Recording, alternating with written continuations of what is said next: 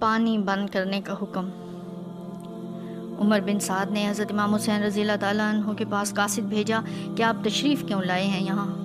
آپ نے فرمایا کہ اہل کوفہ نے لکھا تھا کہ میں ان کے پاس آؤں، اب اگر مجھ سے بیزار ہیں تو میں واپس مکہ چلا جاتا ہوں۔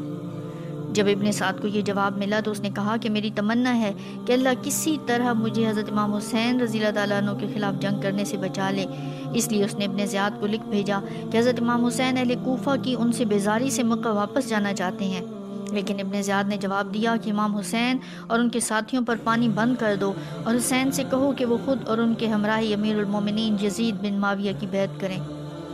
جب وہ بات کر لیں گے تو ہم سوچیں گے کہ اب کیا کرنا ہے۔ اس پر ابن سعد نے عمرو بن حجاج کو 500 سواروں کے ساتھ ایک دستے کے ساتھ دریائے فرات پر مقرر کیا کہ امام حسین اور ان کے ساتھیوں پر پانی بند ہو جائے۔ یہ امام علی مقام کی شہادت سے 3 دن پہلے یعنی 7 محرم کی بات ہے۔